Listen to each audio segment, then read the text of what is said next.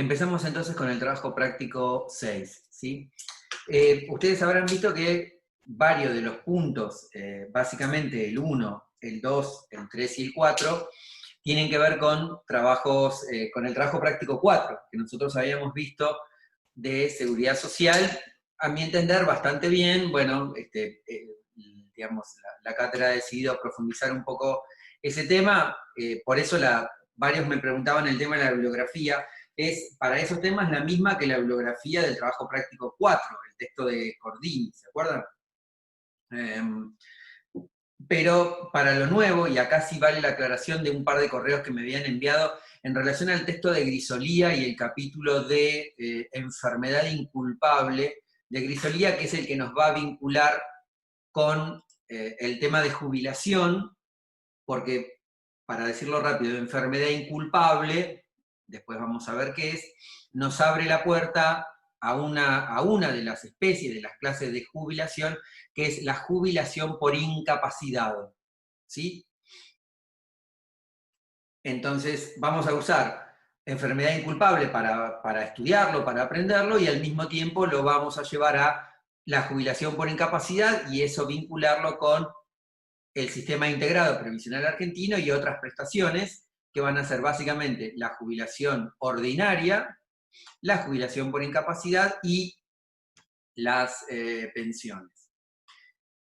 Por lo tanto, el texto de Grisolía yo se los mencioné, pero a mi entender, con el articulado que yo les envié por correo, más las explicaciones que hagamos en este encuentro si llegamos, o en el encuentro que viene, va a ser suficiente a los efectos de aprender y después evaluarlo. Es decir, si a ustedes el tema les interesa, si a ustedes el tema les gusta y quieren profundizarlo, el texto de Grisolía, claro está, es la mejor opción dentro de los manuales de derecho laboral para ustedes. Pero a mí me parece que si yo trato de explicarlo bien, de ahí a que me salga va a ser otra situación, pero si yo trato de explicar bien esos artículos y ustedes le van agregando a esos artículos el contenido de nuestro diálogo, de nuestra conversación, de sus dudas, para mí es suficiente, ¿sí? O sea, no va a ser necesario ir a profundizar el tema al manual,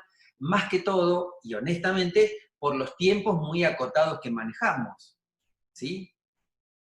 Así que eso, digamos, con eso trato de responder algunas dudas en relación a dónde estaba el capítulo para poder imprimirlo. Si ustedes imprimen ese articulado y leyéndolo, conversándolo entre nosotros, y luego ustedes repasándolo, haciéndome las consultas o dudas que hayan quedado, para mí creo que estaría suficiente, ¿sí? ¿Por qué? Porque son temas que están en el articulado bastante encadenados, bastante desarrollados. Entonces, uno, definiendo el artículo, definiendo los alcances del artículo, bueno, más o menos tiene un alcance interesante, lo bastante completo, insisto, en función de esta situación, de estas clases no presenciales, para llevar la materia adelante, ¿sí? Eso como primera aclaración. ¿Alguna duda? ¿No? No, ¿este TP6 para cuándo sería la entrega?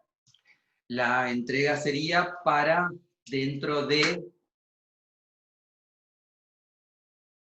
2 viernes. O sea, la entrega sería el viernes que viene, no el otro viernes. Ah, buenísimo. Gracias. El viernes que viene no, el otro viernes, ¿sí? Por eso, dado que son cada 14 días, le hemos agregado un tema nuevo. No tengo una hermana que Keila, pero si el próximo viernes, el segundo viernes de junio es 12, sí, claro, ahí Gonzalo lo confirma, está para el Sí, viernes 12. sí, justo me fijé, por eso lo puse. Ok, fantástico. Entonces, para el viernes 12 será la entrega de este trabajo práctico. O sea, tenemos el encuentro de hoy y el encuentro del próximo viernes para avanzar, ¿sí? Enfermedad inculpable y el tema de jubilaciones nos va a llevar, bueno, un ratito, ¿sí? Ahí vamos a tratar de ir despacio, así que si yo me autoacelero, les pido que ustedes me frenen y me digan que vamos muy, muy rápido. No hay problema. Bien. A los efectos de los primeros puntos del PowerPoint, yo les hice a los primeros puntos del trabajo práctico, yo les hice un pequeño PowerPoint muy rápido, bastante elemental, pero me parece que nos va a servir como esquema para desarrollar. Trato de compartírselos ahora, denme un segundo, si es que lo tengo acá. Sí, bien. Vamos a empezar con la pregunta 1, ¿sí? del trabajo práctico. No, estoy compartiendo la reunión de Zoom, ¿no? Mil disculpas. Acá estamos. Ahora sí. Bien. Bien, todos están viendo la pantalla del PowerPoint, ¿verdad? Sí, sí. Ok, bárbaro. Bien, yo ahí hice un pequeño esquema. La idea sería que ustedes tengan el artículo 14 bis a mano, ¿sí? Lo tengan disponible, yo lo tengo acá, y puedan ir viendo esto que vayamos presentando y al mismo tiempo, ahí admitimos los alumnos, y al mismo tiempo puedan ir haciendo alguna observación o duda que les vaya presentando. Bien, ¿cuáles son, o a qué se refiere? Disculpen que hay gente agregándose al meeting. ¿Cuáles son las reglas a las que se refiere o apunta ese concepto de como dice, reglas vigentes en cuanto a la seguridad social del trabajo, del artículo 14 bis de nuestra Constitución? Bien, si ustedes siguen el texto, van a ver que esas palabras, o estas reglas que yo mencioné, están en el texto del artículo 14 bis. Tercer párrafo, porque acuérdense que el primer párrafo del artículo 14 bis hablaba del derecho individual del trabajo, el segundo párrafo contenía reglas generales y principios vinculados con el orden público de lo que llamábamos derecho colectivo del trabajo, es decir, el derecho de los sindicatos. Y el tercer párrafo, eso sí, el tercer párrafo estaba, digamos, orientado, vinculado con la seguridad social. Tenemos una compañera que, si alguien tiene el teléfono de Agustina Núñez, tengo 5 veces que se quiere unir, pero evidentemente no puede. Si alguien tiene el teléfono de Agustina, dígale que se desconecte y se vuelve a conectar, porque si no va a ser medio complicado que pueda entrar. Esperen que nos pasamos de trabajo práctico, vamos acá. Acá. Bien, estamos entonces con las reglas que consagra el artículo 14 bis. Si ustedes siguen el texto, esas reglas van a estar ahí. La integralidad, ¿sí? Cuando dice que el Estado otorgará beneficios de seguridad social que tendrán un carácter de integral, ¿sí? De completo, de abarcativo, y de irrenunciable. ¿Para quién es esa característica de la irrenunciabilidad de la seguridad social? ¿De quién habla? ¿El trabajador? No. ¿Para quién es irrenunciable la definición y la prestación de un sistema de la seguridad social integral? Ah, el Estado. Para el Estado. Exactamente. Ahí la irrenunciabilidad es una carga, ¿sí?, que el constituyente le ha impuesto al Estado de que no puede renunciar a un sistema de la seguridad social. Le podrá dar distintas formas, pero a un sistema de la seguridad social la irrenunciabilidad ahí apunta al Estado, ¿sí? Entre ellas, el Estado tiene la obligación de establecer un seguro social obligatorio. En distintos países eso se llama de distinta manera. Acá nosotros tenemos distintas definiciones para ese esquema. A ver, para el empleador, bien. En términos jubilatorios vamos a tener la prestación básica universal, bien, hay, digamos, distintas definiciones, pero la idea es que un seguro social, lo más abarcativo posible, es obligatorio para el Estado. Otra de las reglas o principios que consagra es la movilidad de las prestaciones. ¿Alguien se da más o menos idea a qué se refiere el constituyente cuando estableció que las prestaciones de la seguridad social tienen que tener la característica de la movilidad?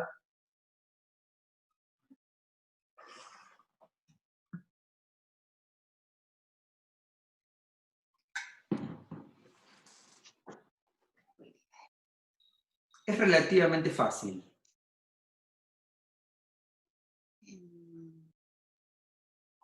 ¿Qué tiene que ver con que por ahí la realidad social y las problemáticas son dinámicas? Entonces, las demandas o necesidades de un principio pueden que se incrementen o difieran, entonces las prestaciones requieren modificaciones en cuanto a cómo se daban desde un inicio. ¿Modificaciones en cuanto a cómo se dan o en cuanto a qué? ¿A qué? Bien. O bien las dos cosas, también puede ser. Sí, pero la movilidad apunta a algo. Algo que se mueve. A ver, esperen, Profe, ¿me ¿Qué sé escucha? yo? sí. Perdón. Adelante. Tiene que ver con en cuanto a qué, y tiene que ver con con el salario percibido en cuanto a lo que modifica esa prestación. No sé, se me ocurre un ejemplo, no es lo mismo una prestación en un momento, en un contexto histórico complejo, no va a ser la misma remuneración que en otro tipo de contexto, por ejemplo ahora. No se me ocurre ningún ejemplo concreto, pero ¿tiene que ver con eso? Con la remuneración percibida en cuanto a qué prestación y en cuanto a esos cambios que nombraba la compañera. Claro, por ahí aumentos, en eso sí, en ese sentido también lo decía. Bien, bueno, tiene que ver como decían ahí en el chat escrito y como hablaban ustedes, tiene que ver con el monto, ¿sí? La movilidad tiene que ver, bueno, esa prestación de la seguridad social, por ejemplo, llamada jubilación. ¿Cómo va a aumentar? Porque como trabajador, mis aumentos van a estar definidos básicamente por lo que negocie el gremio, ¿sí? En los convenios colectivos de trabajo. Ahora, como jubilado, ¿qué criterio se toma para los aumentos? Por ejemplo, en Nación, ustedes vieron, hay una suspensión de la ley previsional y los aumentos están siendo dados por decreto del Poder Ejecutivo, ¿sí? Se supone hasta que se establezca una nueva fórmula, como justo ahí escribía Evelyn. Pero sin entrar en eso, digamos, recuerden esto, la movilidad tiene que ver con la actualización del monto, ¿sí? ¿Cómo muevo ese cobro? Y acá sí quiero hacer una pregunta casi de parcial. A ver, para que la pensemos entre todos. Recién dijimos, intentando contestar esa pregunta de la movilidad, que se refería a cómo se movía, cómo aumentaba la remuneración de ese jubilado, o de esa jubilada, o de esa pensionada. ¿Qué hay de mal en esa expresión? ¿En esa qué? Perdón, profe, que se cortó. En esa expresión, en esa forma de decir, hablamos de movilidad cuando hablamos del aumento, de la remuneración o del salario. ¿Qué hay de mal en eso?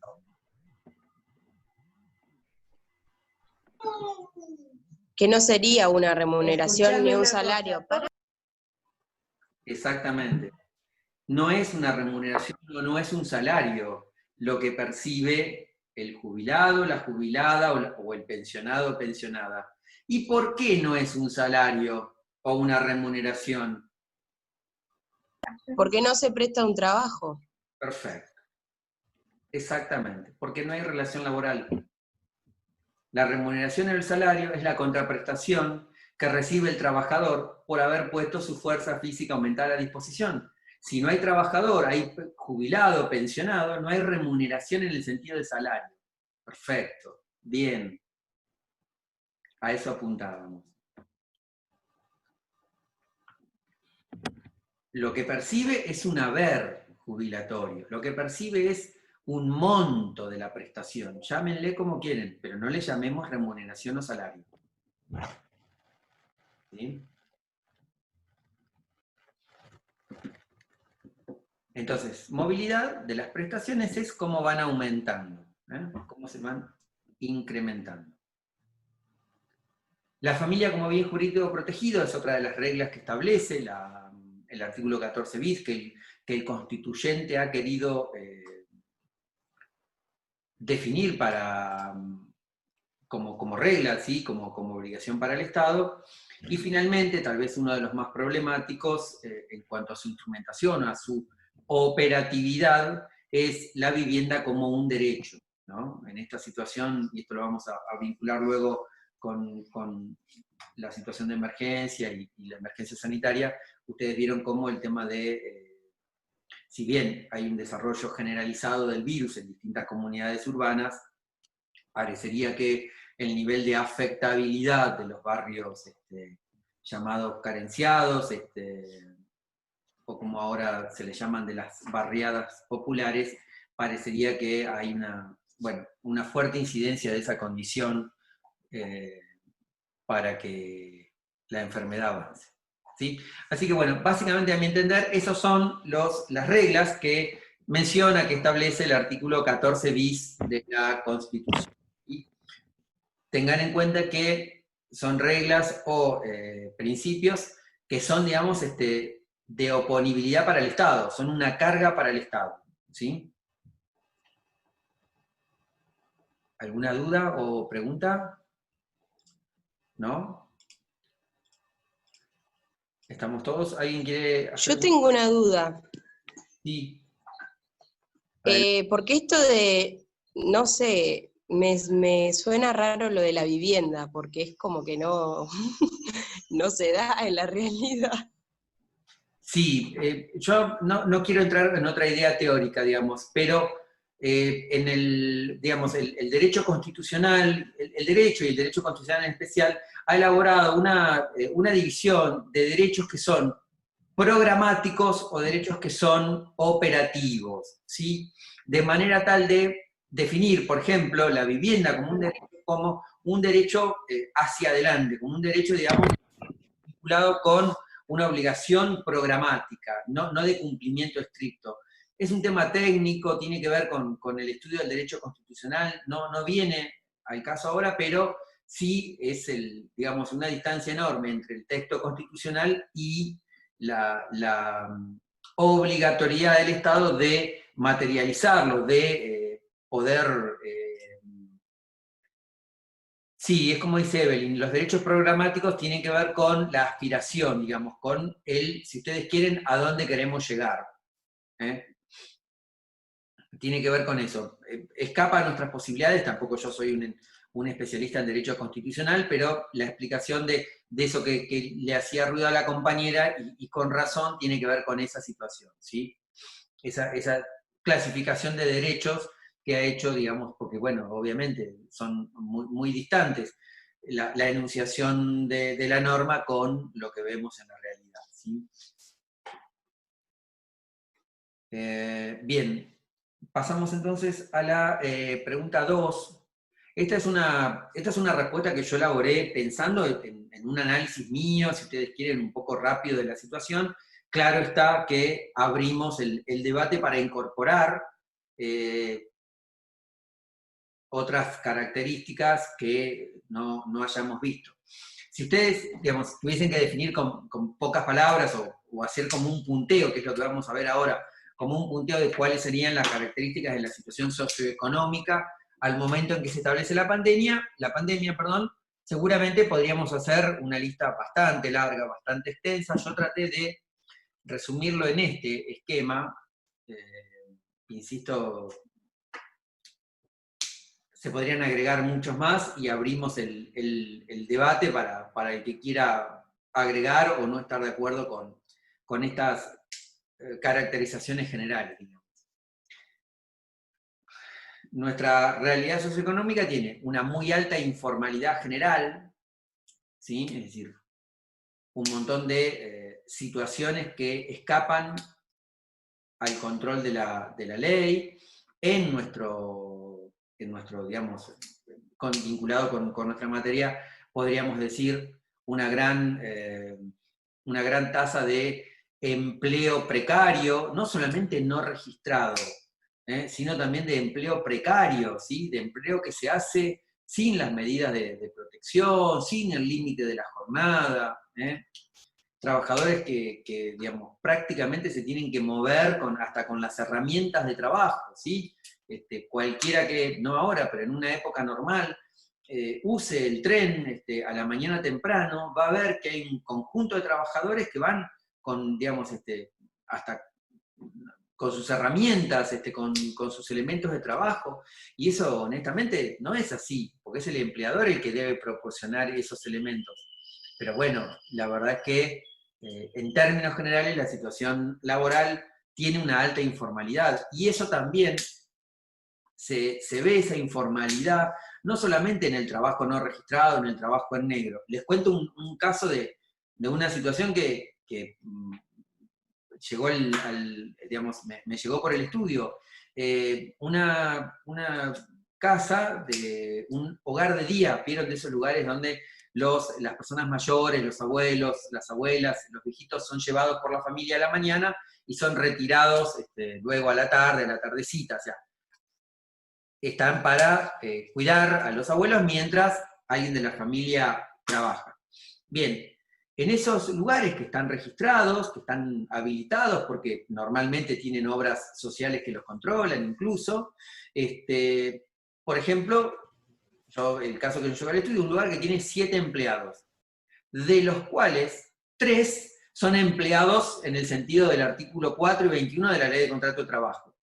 Los otros, si no me equivoco, 3 o 4, eran monotributistas, que le facturaban a ese hogar, pese a que iban a trabajar todos los días, de lunes a viernes, en tal hora, cumpliendo tal función. O sea, el monotributo, el vínculo monotributista, tapaba la relación laboral.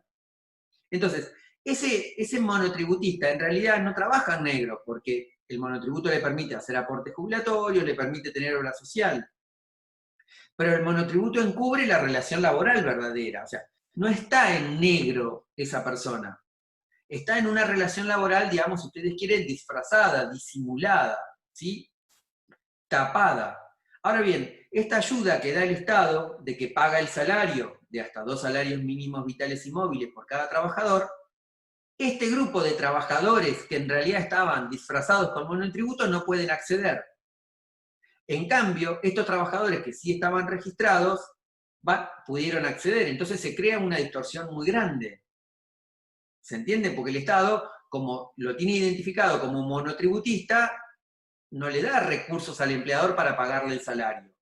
No le acredita en la cuenta donde cobra salarios la parte que paga el Estado. Bien, eso también es informalidad. No podríamos hablar de trabajo en negro, porque bueno, hay trabajo, está vinculado con el monotributo, pero la verdad que escapa a los alcances del trabajo, si ustedes quieren, genuino, legal.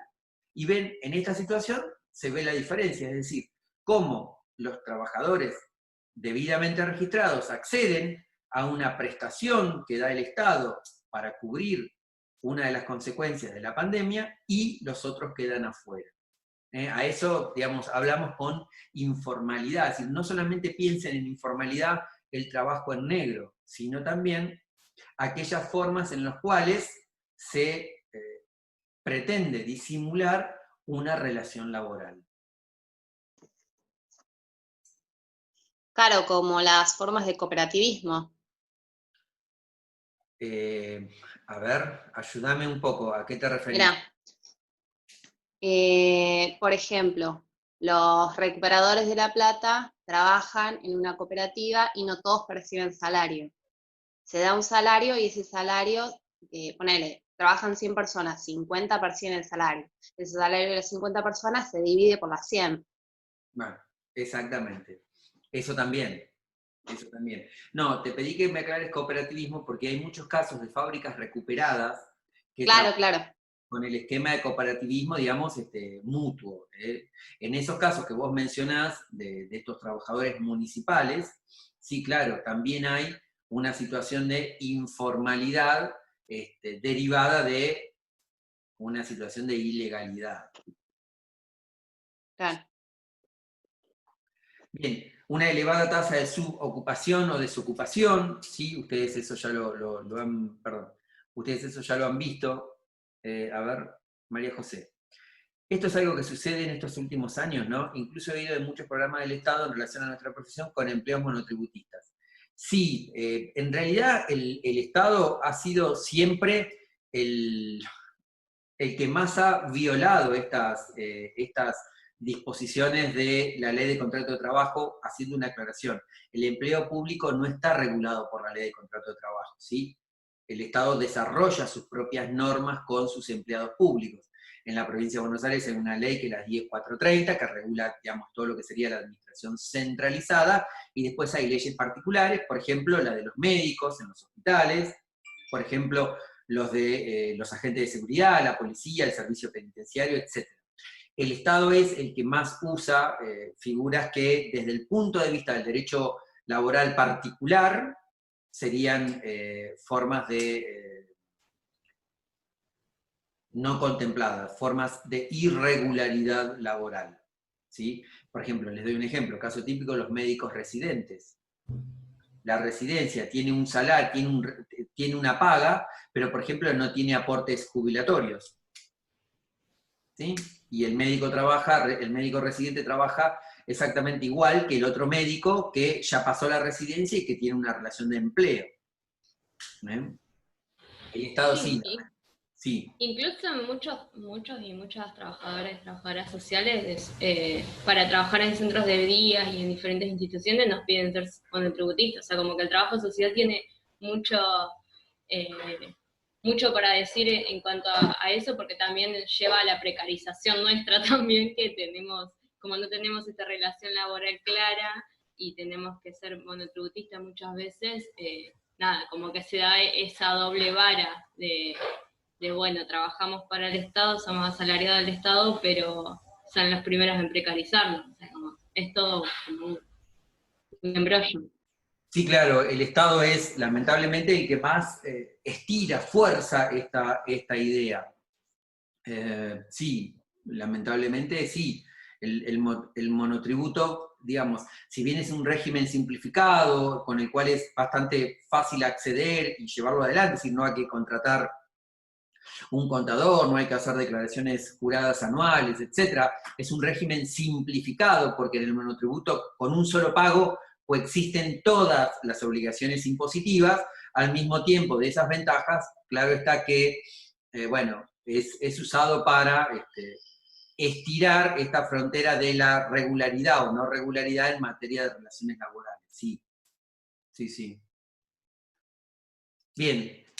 La subocupación, la desocupación, el autoendeudamiento que tiene el país, eso hace que sea más difícil, digamos, poder dar una respuesta más rápida desde el punto de vista de los costos. O sea, la única manera que tiene el Estado de afrontar una situación como la actual es la emisión monetaria, es decir, el hecho de generar dinero vía la emisión monetaria, generar recursos vía la emisión monetaria. Es decir, el gran componente de los recursos del Estado es el impositivo, los impuestos que cobra. Imagínense que son muy pocos las personas que hoy por hoy están al día con sus impuestos, porque muchísima gente no los puede pagar. Y hay un grupo de gente que, pudiéndolo pagar, prefiere decir, bueno, no pago el impuesto y me guardo dinero por si me pasa algo, porque llega justo, ¿sí?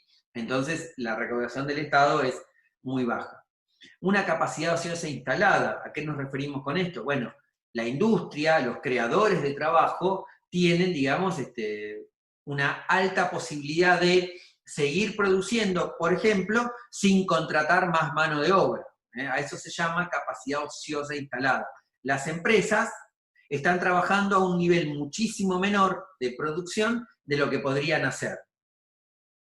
Entonces, ni hablemos de horas extras, y menos aún de contratar gente, ¿no? Un sistema sanitario crítico, bueno, acá ustedes seguramente puedan ser más precisas y precisos que yo en cuanto a esta situación, porque bueno, un poco están vinculadas con el sistema sanitario y la realidad, digamos, hospitalaria de prestaciones de la salud, ¿no? Es decir, hospitales en los cuales, por ejemplo, no se sabía cuántas camas había de terapia intensiva, ¿no? Es decir, el Estado, este enorme Estado que hemos sabido hacer entre todos, es muy difícil, por ejemplo, que precise, si hoy le preguntamos al Estado, no sé, cuántos policías tiene, va a ser muy difícil que nos pueda dar una cifra exacta, va a ser más o menos aproximada. Bueno, lo mismo pasa con un montón de prestaciones, es decir, por ejemplo, ¿cuántos enfermeros tiene la provincia de Buenos Aires? Bueno, es muy difícil saberlo, porque hay gente que está en los hospitales como enfermo, como enfermero o enfermera, pero por ejemplo, por alguna limitación de tareas o algo así, está en un puesto administrativo o en un puesto en la cocina del hospital. Entonces, Sí, también, sí. perdón que te interrumpa, que también pensaba en esta convocatoria que se sacó al principio de la pandemia de voluntariados para el sistema de salud, digo, ¿no? Viene también a colación de esto crítico. Claro, pero ese voluntariado, digamos, el Estado, el que sea, no dijo, miren, yo tengo 3.000 enfermeros, de los 3.000 enfermeros, estoy diciendo cualquier número, ¿no? De los 3.000 enfermeros verdaderamente están al lado de la cama de los pacientes, 1.744, porque tantos tienen una limitación de tareas, tantos enfermeros o enfermeras están, por ejemplo, con la RT, es decir, el voluntariado apuntó a algo, digamos, vinculado con eso, con la voluntad, con la solidaridad, pero en definitiva esas medidas, esas ideas, si uno busca el porqué, no tiene algo concreto, no tiene. Lo mismo con la famosa disputa de los médicos cubanos. Yo no escuché ni de los que están de acuerdo con los médicos cubanos, ni de los que no están de acuerdo con los médicos cubanos, una pantalla, un informe que diga, mira, yo tengo 3.000 médicos, pero de los 3.000 médicos, 1.200 están de guardia, entonces por lo tanto no pueden ir a la sala. Es decir, se hablan de medidas, pero bueno, muchas veces es muy difícil fundamentarla o no objetivamente. Pasa una discusión, si ustedes quieren, más ideológica, más de, bueno, lo que a mí me parece. Y finalmente, tratando de terminar antes de que se nos corte, una vincularidad social problemática, es decir, ustedes vieron, ustedes lo saben por su profesión, hay cada vez más familias nuevas que siguen conviviendo de la familia troncal de la que se desprendieron, ¿no? Los abuelos que viven con los hijos y estos hijos que a su vez viven con sus hijos. Entonces, familias muy, ¿cómo decirlo?, hacinadas, no sé si sería la palabra, que siguen ocupando una misma vivienda y cada vez, producto de la imposibilidad de acceder a la vivienda, de lo que recién hablábamos, está en esa situación. Nos volvemos a conectar, ni bien se nos corte, con el mismo ID, ¿sí? Lo digo porque se nos está por cortar. Entonces, esa también es una manifestación de esta realidad socioeconómica con la cual nos agarró la pandemia, ¿sí? ¿Alguien que esté en desacuerdo o quiera complementar lo que decíamos? Profe, no sé, o sea, en parte sí, pero no sé hasta qué punto la problemática de violencia de género también creo que entraría en esta problemática socioeconómica, porque bueno, nada, los números de femicidios siguen creciendo a pesar del aislamiento social obligatorio, pero eso también lleva a la imposibilidad de la mujer, de la persona que está viviendo esa violencia. Bueno, estamos volviendo de a poco entre todos. Estaba hablando una compañera recién, mencionando o agregando a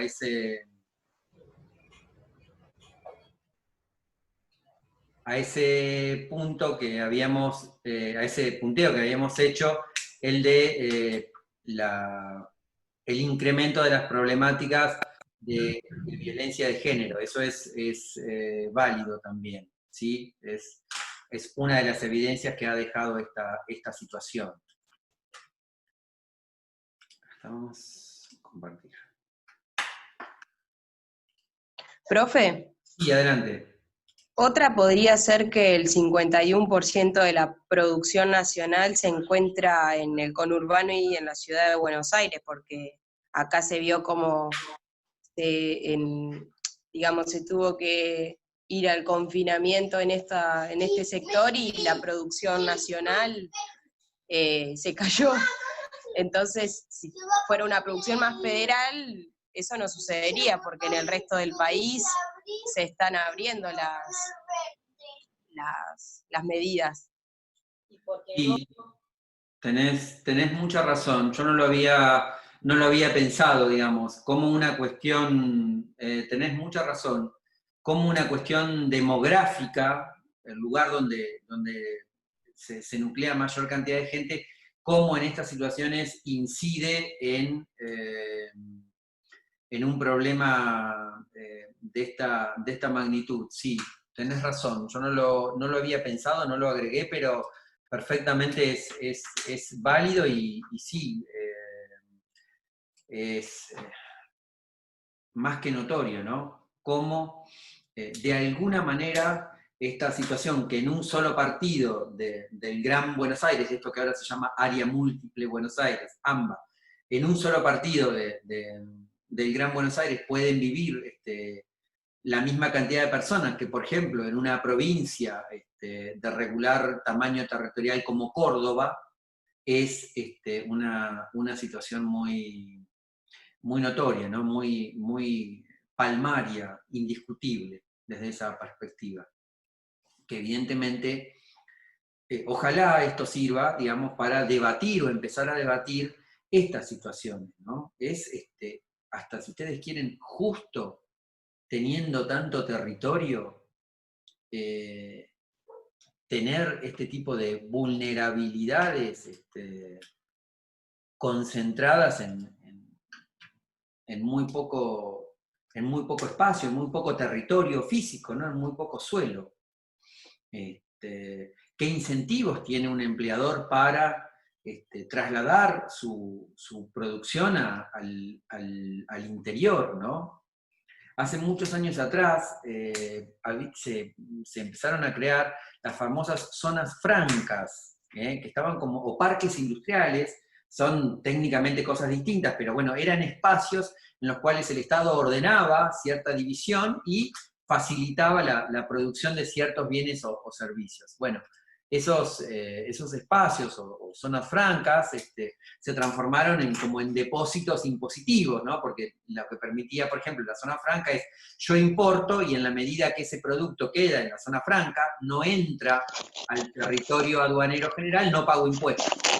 Entonces podía importar, almacenar y recién pagaba el impuesto cuando lo sacaba al territorio aduanero general. Lo mismo en los parques industriales.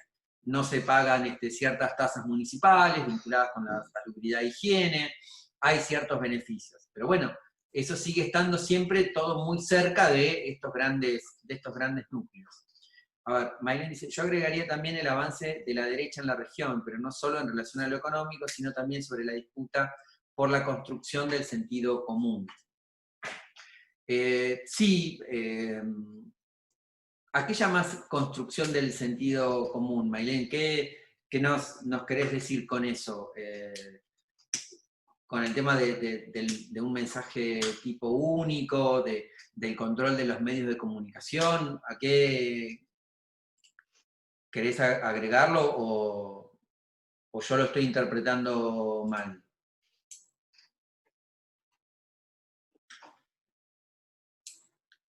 No tengo micrófono, pero iba a eso más o menos. Bueno, sí, claro, también ahí hay un desarrollo, una constante, si ustedes quieren, a partir de cierta confrontación entre, que en realidad es una confrontación de intereses entre, bueno, grupos en los cuales posibilidades de mantener una diferencia muy grande a nivel social, a nivel económico, redunda en beneficio propio. Bueno, eso sí, también hay ahí un esquema que seguramente habrá que descentralizar, ¿no? Que regularizar. Si ustedes leyeron el diario, ayer el presidente de la Nación, visitando una provincia del interior en la cual prácticamente la actividad está normalizada, mencionó que tenemos que empezar a hablar de una política impositiva menos regresiva. ¿Se acuerdan ustedes en alguna clase anterior? Nosotros habíamos visto el tema de la progresividad y la regresividad de los impuestos. Bueno, seguramente también sobre eso vamos a tener que trabajar, como país, digo, ¿no? Pensaba también por la polémica que generan las medidas de gobierno. Bueno, sí, claro, las medidas que el gobierno trata son paliativos para afrontar una situación, creo que lo han dicho todas las autoridades, más allá que sean de un signo político en la capital, en la ciudad autónoma de Buenos Aires, o de otro signo político en la provincia, son medidas, digamos, que no son el fin, que no son el objetivo, son las herramientas para contener digamos, la extremada situación complicada que tenemos, ¿no? A eso apunta. Que son planeras, que son eficientes, que son antiempresas. Bueno, sí, esas calificaciones hay que analizarlas tal vez con un poco más de tiempo y tal vez con un poco más de conocimiento que el que tenemos nosotros, ¿no? No somos especialistas ni nos dedicamos a políticas públicas, pero bueno, insisto, esas políticas en realidad son herramientas para la coyuntura, ¿no? Es decir, que el Estado pague salario de particulares, bueno, evidentemente es una situación que trata de apuntar a la urgencia, ¿sí? Es decir, que si el Estado no la lleva a cabo, las consecuencias de gente sin salario, de gente desocupada, son peores que el debate que podemos hacer si está bien o está mal que el Estado, todo entre comillas, que el Estado pague esas si ustedes quieren, prestaciones, ¿no? Es amplio el debate, y seguramente ojalá sirva, todos deseamos eso, para que haya como un sinceramiento de la discusión, ¿no? Que hay cosas más importantes que discutir que los entretenimientos que por ahí los medios masivos tratan como de poner en relación a, bueno, generar debates sobre situaciones no del todo urgentes o no del todo importantes, sirve para, por ejemplo, preservar un derecho o una situación privilegiada que yo tengo. Los medios de comunicación, normalmente en todos los países, en el nuestro parece ser más grave aún, responden a intereses ya definidos, ¿no? Pero bueno, insisto, es un tema que escapa un poco a nuestra posibilidad. Bien, entonces, a ese relevamiento de la situación socioeconómica vale el agregado que hacíamos en esta puesta en común. La situación de violencia familiar que se ve agravada, la imposibilidad de separar, de distanciar, bueno, a la víctima del contexto familiar en el cual esa situación de violencia está, y como bien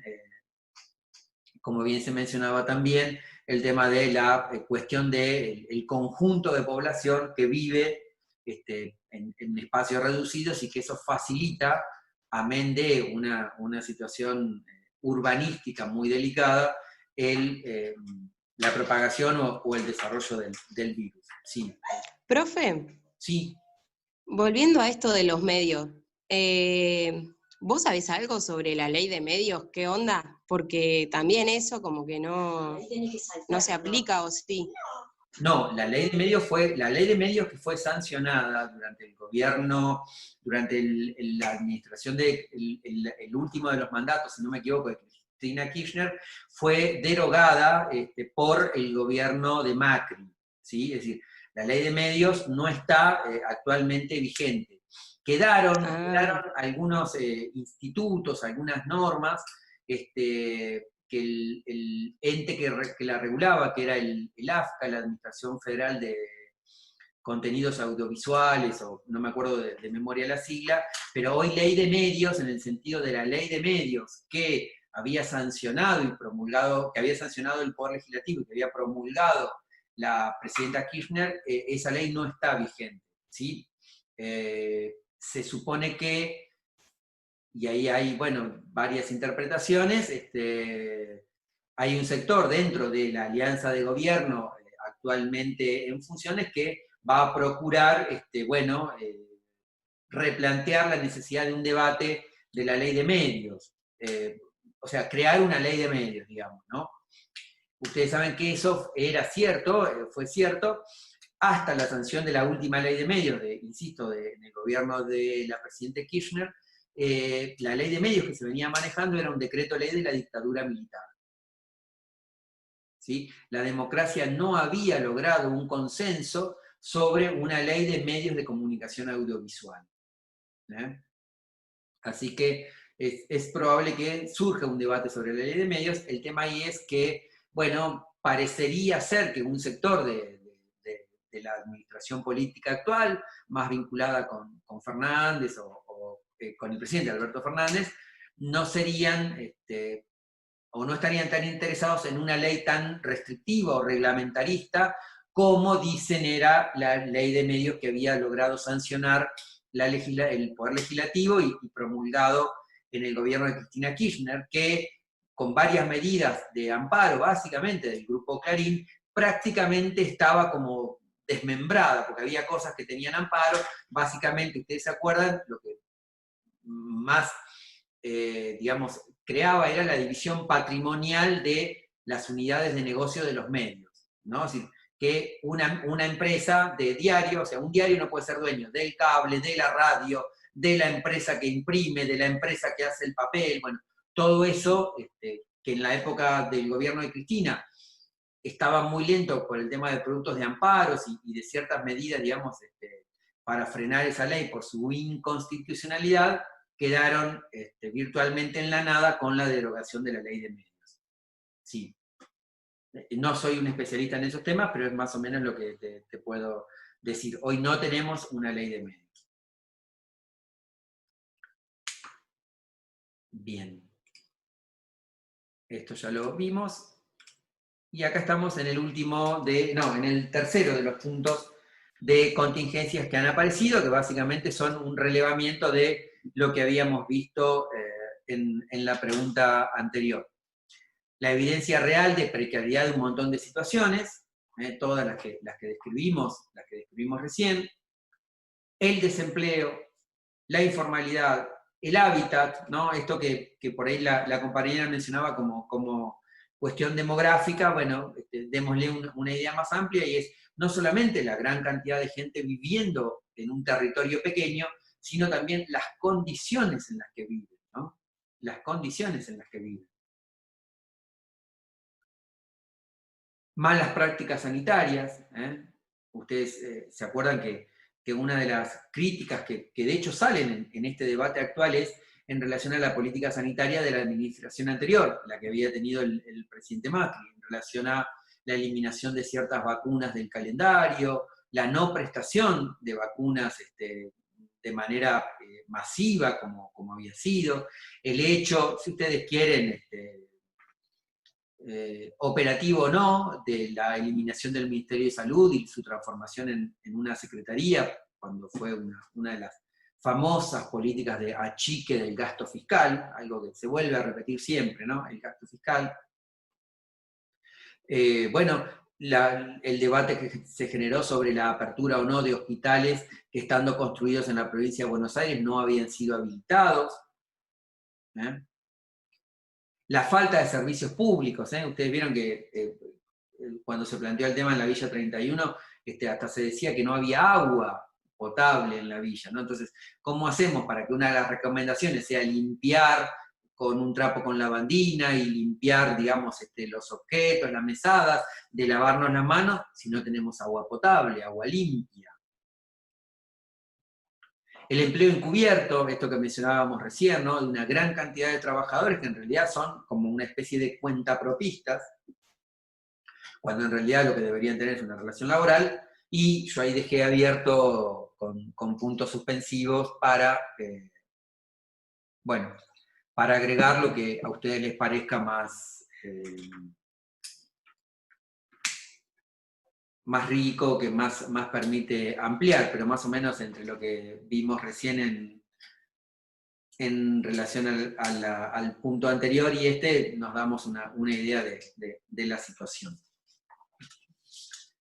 ¿Sí? Bien, y el punto 4 a ver, tenemos un mensaje. Y el punto 4 del trabajo práctico, ¿por qué serían contingencias? Porque son, esperen que salgo de acá si no quedarme resta. ¿Por qué serían contingencias? Porque son nuevas situaciones que de alguna manera tenemos que atender, tenemos que cubrir. Acuérdense que contingencia es eso, es la aparición de un fenómeno, de un problema, de una situación que, pudiendo estar antes, a partir del momento que la definimos, que la visibilizamos, ahí está, que la visibilizamos y decidimos darle una cobertura, a esa herramienta con la cual vamos a tratar de atender, la vamos a llamar prestación. Y eso que estamos tratando de atender, de corregir, de solucionar, lo vamos a llamar contingencia. Pero, profe, una consulta. Estas cuestiones no sería que son como nuevas cuestiones, por así decirlo, que aparecen. Son cuestiones que ya estaban vigentes, que en su momento no se visibilizaron, no se atendieron, y este contexto, o por ejemplo, esta coyuntura actual con el fenómeno del COVID, lo acrecienta aún más, o como dijimos, hace que se complejice todo el triple, pero son cuestiones que ya estaban, pero no se atendían. Exacto, sí. Pero a partir del momento que el Estado decide atenderlas, las visibiliza como contingencias. Sería como que el Estado las construye como problemas a atender. Las define como problemas, sí. Esto tiene que ver cuando, por ejemplo, una cuestión se visibiliza o se identifica como tal, digo, por parte del Estado, y pasa a la agenda pública y pasa a partir de eso a construirse como en una política pública, o se interviene sobre eso. Sí. Sí, exactamente. Sí. Si ustedes quieren, y esto no sé si está del todo bien, pero si ustedes quieren como para entenderlo, ¿qué era la contingencia antes de ser visibilizada como contingencia? Problema. ¿Sí? No sé Sí, si por está ahí, bien. porque, no, está bien, lo que pasa es que por ahí nosotros cuando hablamos más de un problema social, es como que cuando pasa a ser el problema social, cuando se constituye como problema social es porque se visibilizó como tal, como que ahí se identificó. Capaz en el marco de desde lo jurídico, más del derecho, es como otra mirada, por así decirlo. En cuanto a cómo se construye, digo, como contingencia, ¿qué es lo que significa eso? Sí, Sería sí. el problema. Está. No sé si se entiende. Sí, claro que se entiende. Y está bien lo que vos decís. Está bien, y es válido, digamos. Acá le estamos dando como un enfoque, si ustedes quieren, más acotado, porque bueno, es la característica normalmente del derecho, digamos, ¿no? Profe, ¿por qué serían contingencias? Ok, bien, bueno, estamos entonces. O sea, como que eso siempre fue un problema, el tema es para quién era un problema, digamos, porque eso, por ejemplo, el problema del hábitat era un problema para las personas que vivían en viviendas que no eran dignas, en condiciones de hacinamiento. Ahora pasa a ser un problema social cuando el Estado dice, bueno, hay que atender esto, porque pasa a estar en la agenda pública y se le da una intervención. Sí, exactamente, sí. Así. Bien. Y también en este esquema hemos dado un cierto alcance, una cierta respuesta a la pregunta 4, en relación a qué necesidades cubrir. Bueno, precisamente esta de las que veníamos hablando. Ahí el punto 4 del trabajo práctico termina con una consulta que es: ¿qué limitaciones se encuentra en un sistema económico como el de nuestro país frente a esta situación? Bueno, precisamente esas características que mencionábamos, de un sistema económico ocioso, subocupado, Un Estado con falta de recursos, un Estado altamente endeudado, son los problemas que va a tener, digamos. La única herramienta que tiene el Estado para intentar llegar a esos sectores que la pandemia puso en un mayor grado de vulnerabilidad aún es la emisión monetaria, no tiene otro recurso presupuestario, ¿sí?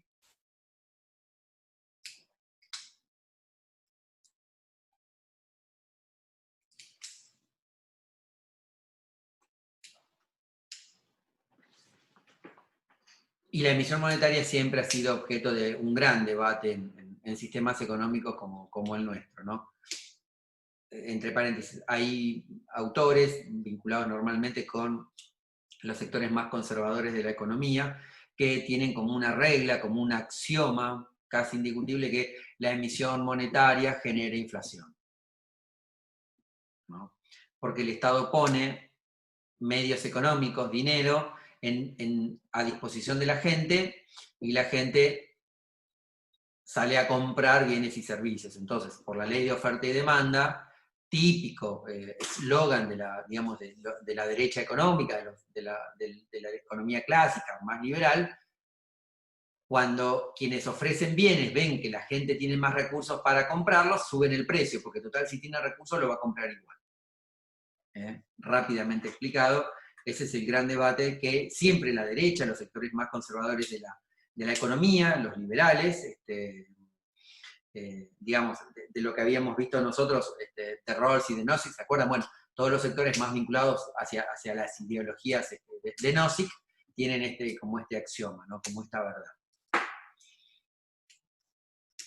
Bien, bueno, hasta acá llegamos entonces con los primeros 4 puntos del trabajo práctico.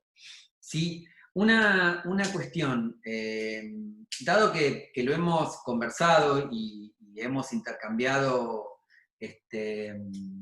ideas a partir de lo que habíamos empezado a definir en los PowerPoint, demos por hecho estos 4 puntos del trabajo práctico en este intercambio. O sea, no lo elaboren ustedes para entregarlo, elabórenlo como idea por si alguna de las preguntas del parcial, como si alguna de las preguntas del parcial tuviesen que ver con eso, ¿sí? O sea, insisto, pueden ser temas a preguntar, pero como tienen que ver más con una construcción en común, no, digamos, no forman parte de lo que tienen que escribir para entregar de acá a lo que habíamos dicho, 12 de junio era como fecha de entrega del parcial, ¿sí? Insisto, son temas que les podemos hacer alguna pregunta, alguna consulta, pero no son para entregar en el sentido formal de entregar el trabajo práctico. Ténganlo en cuenta. Insisto, cualquier duda que haya quedado, el viernes que viene la volvemos a conversar. ¿Sí? Bien. ¿Vamos bien hasta acá? Sí, sí. Bien. Nosotros dijimos que dentro del sistema único de la seguridad social, ¿se acuerdan ese esquema que habíamos hecho? Dentro del sistema único de la seguridad social, uno de los subsistemas, el más importante, es el que llamamos Sistema Integrado Previsional Argentino. No preparé PowerPoint de esto, se los estoy debiendo, me comprometo a hacerlo para el encuentro que viene, ¿sí? No llegué a tiempo. Sistema Integrado Previsional Argentino. O también llamado, por su sigla, SIPA. Entonces, frente a alguna pregunta de examen que diga ¿qué es el Sistema Integrado Previsional Argentino? La respuesta es, el Sistema Integrado Previsional Argentino es el subsistema principal de lo que llamamos el Sistema Único de la Seguridad Social. Y básicamente se articula en relación a la contingencia, vejez y a las prestaciones de jubilaciones y pensiones.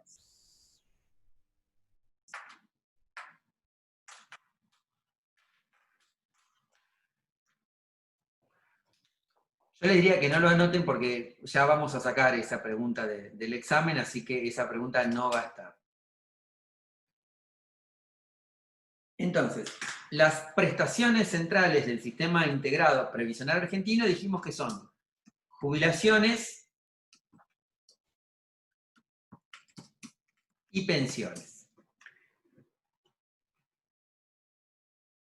La pensión es un beneficio derivado, porque aparece cuando una persona jubilado o jubilada fallece. Entonces aparece la pensión para el cónyuge supérstite, para el cónyuge que sobrevive, o para algún hijo menor de edad, o para algún hijo sin límite de edad, si tiene alguna incapacidad.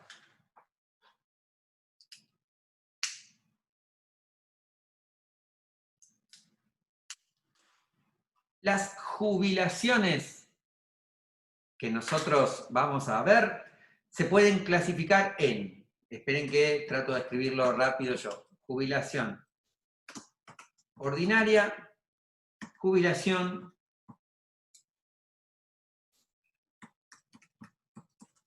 por edad avanzada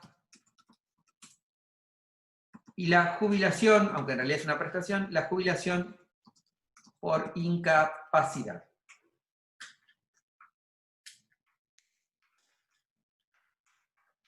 Estas son las tres clases, especies de jubilaciones que están reconocidas en el sistema integrado previsional argentino.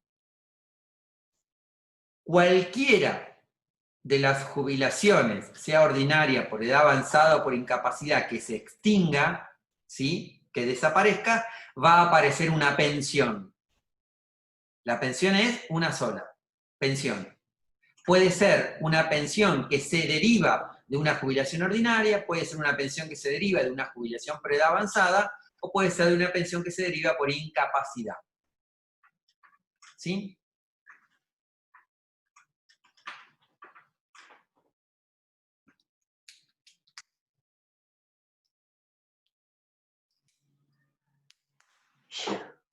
Profe, ¿podés volver a explicarlo?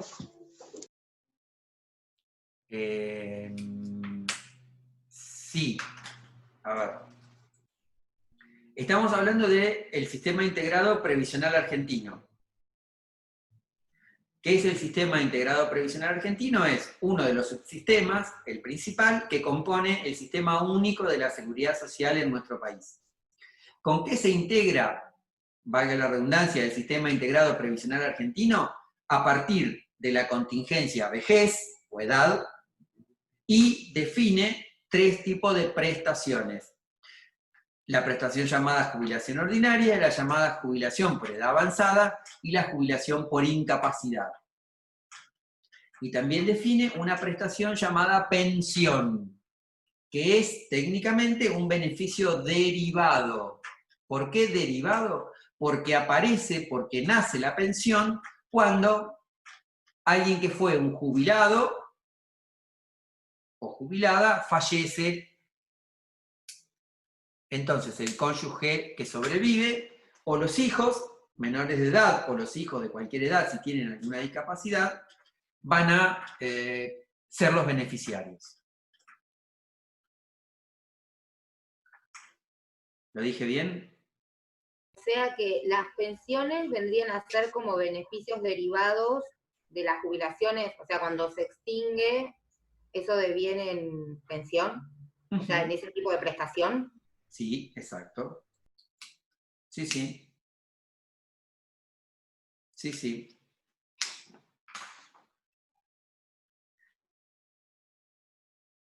Bueno, les hago una pregunta, que casi podría ser una pregunta de examen también.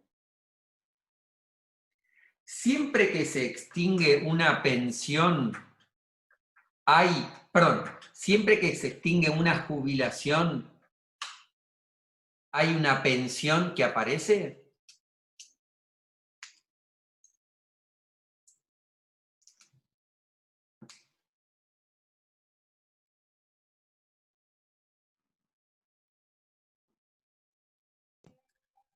No. No era cuando, por ejemplo, si es una pareja, queda viuda la otra persona, o si tiene un hijo con incapacidad, o que sea menor de edad. Si no tiene esas cargas de familia, esa descendencia, digamos, no va a aparecer la No hay pensión. pensión, claro. Exacto, sí. Si no hay cónyuge, exacto. Bueno, bien. Bueno, acá, se entendió entonces. Vamos. Bien, podemos dar lo más difícil porque se va entendiendo. Muy bien.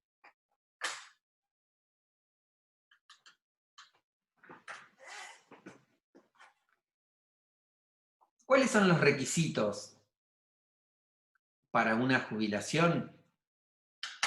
Los requisitos básicamente son dos. La edad biológica y los años de aportes.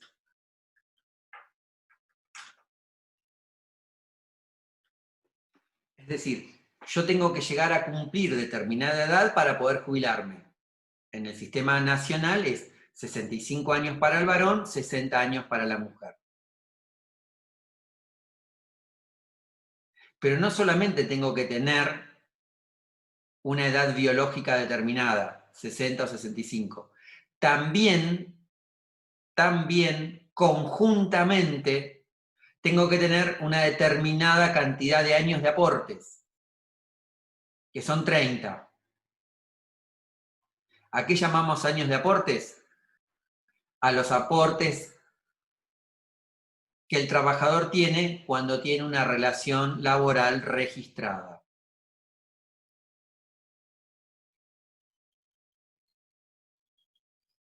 Creo que lo charlamos en alguna clase. Supongamos, yo empiezo a trabajar. Yo no le puedo decir, yo como trabajador, no le puedo decir a mi empleador, no me descuentes para la jubilación, porque yo no sé si voy a vivir hasta los 65 años. Entonces, prefiero cobrarlo ahora, no me lo aportes para después. Bueno, eso no se puede. Sí o sí, de la relación laboral, hay que descontar el aporte jubilatorio y el aporte para la obra social. ¿Qué pasa con la gente que no llega a cumplir 30 años laborales? Por ahí empezó a trabajar más de adulta y no... Bien, ahí lo respondemos, Rocío. Que hay la pregunta, y si por ejemplo, si no cumplís con la edad, pero sí con los años de aporte, ¿podés jubilarte igual? No. Yo recién dije que esas condiciones se tienen que dar conjuntamente. Entonces, supongamos lo contrario de lo que recién preguntaba Rocío. Supongamos que yo tuve la suerte de empezar a trabajar, hago las cuentas rápido, a los 20 años. Cuando llegué, y nunca me despidieron, nunca perdí mi empleo. 20 más 30 de aportes, a los 50 yo me podría jubilar. No, voy a tener que esperar a los 65. La edad biológica más los años de aporte se tienen que dar conjuntamente.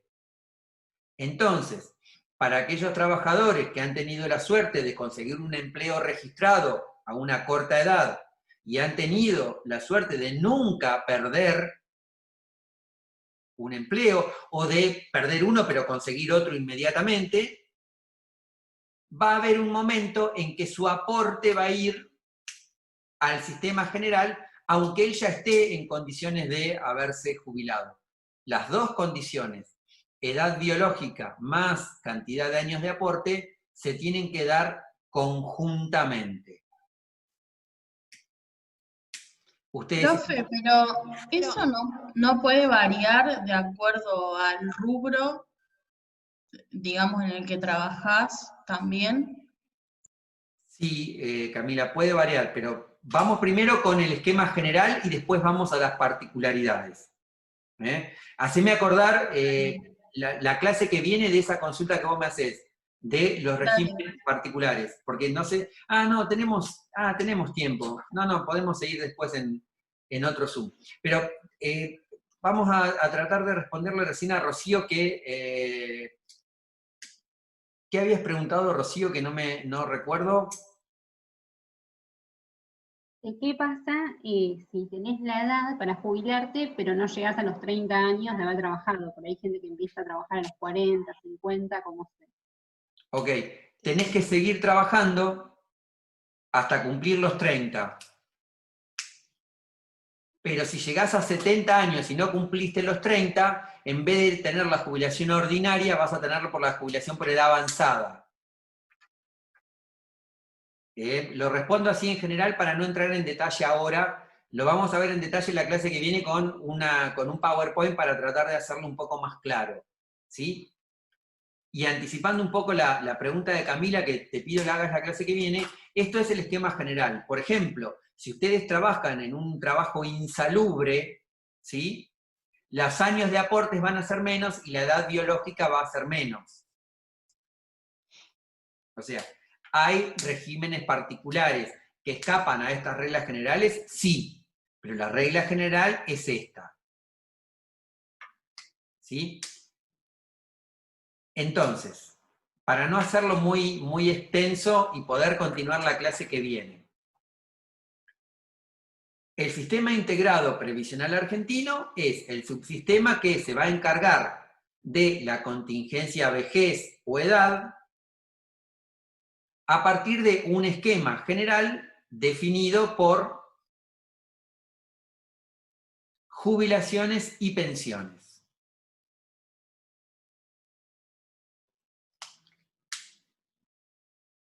Las jubilaciones pueden ser prestaciones o beneficios que se dan en función de la edad y de los años de aporte. Y las pensiones van a ser los beneficios que aparecen para quienes antes recibían en el núcleo familiar una jubilación. Por eso son beneficios derivados. Vamos a dejar hasta acá, se nos está terminando el tiempo.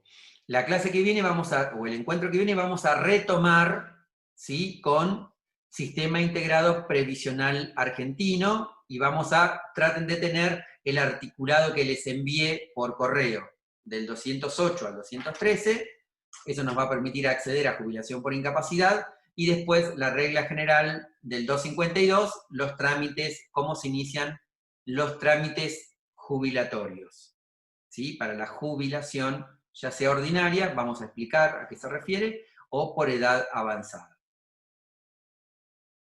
¿Alguna duda o consulta? ¿No? Bueno, en ese esquema subimos la clase al vínculo, yo se los paso,